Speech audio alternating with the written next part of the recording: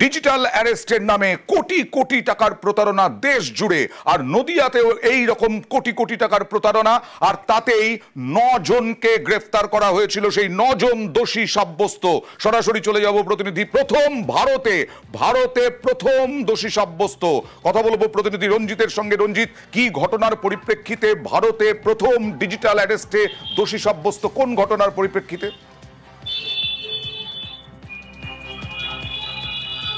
একেবারে অয়ন্তা, যে ডিজিটাল অ্যারেস্টের নামে বিভিন্ন মানুষকে প্রতারণা করা হচ্ছিল, বেশ কিছুদিন ধরে এই ঘটনা চলছিল।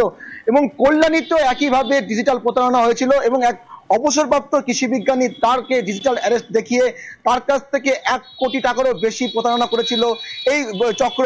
এবং পুলিশ অভিযোগ পেয়ে গত বছর নভেম্বর মাসে তদন্তে নামে এবং ডিসেম্বর মাসে 25 দিন ধরে বিভিন্ন রাজ্যে তারা তদন্ত চালিয়ে মোট 13 জনকে গ্রেপ্তার করেছিল। এর মধ্যে 9 জনকে আজ দোষী সাব্যস্ত করলো এডিজে লানের আদালত কল্যাণী।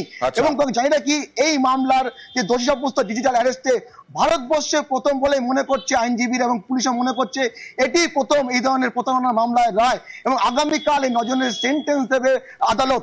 জানি না কি যে এই মামলাতে 4.5 মাসের ধরে ট্রায়াল চলেছে এবং যারা অভিযুক্ত তারা কেউই এই রাজ্যের বাসিন্দা নয়, হরিয়ানা, গুজরাট এবং মহারাষ্ট্রের বাসিন্দা।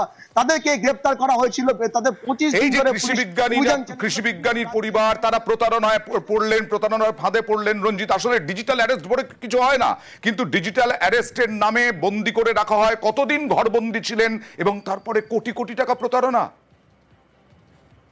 রঞ্জিত,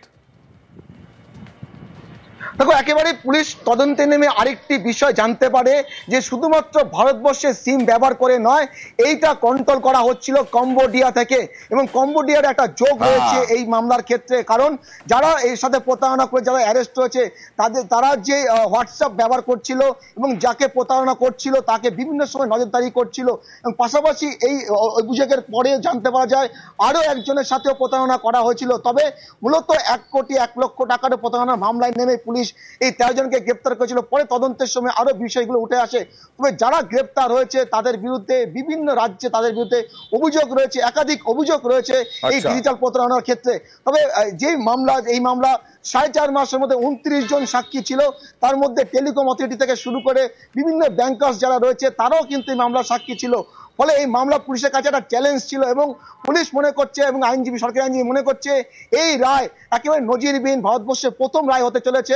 কারণ যে ডিজিটাল প্রতারণার ক্ষেত্রে প্রথম রায় হতে চলেছে, ভারতে প্রথম দোষী সাব্যস্ত হলো আইনজীবী বিভাস চট্টোপাধ্যায়। কি বলছেন দেখুন। বেঙ্গল যে আগে একটা কাজ করতে পারলো, যেন আমরা সবাই খুব গর্বিত।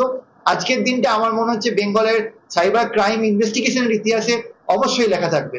আমাদের এখানে চিটিং, ফ্রড, ফরজারি, ভয় দেখানো এবং আমাদের সাইবার ক্রাইমের আমাদের 66C এবং 66D ইনফরমেশন টেকনোলজি অ্যাক্টে কনভিকশন আছে।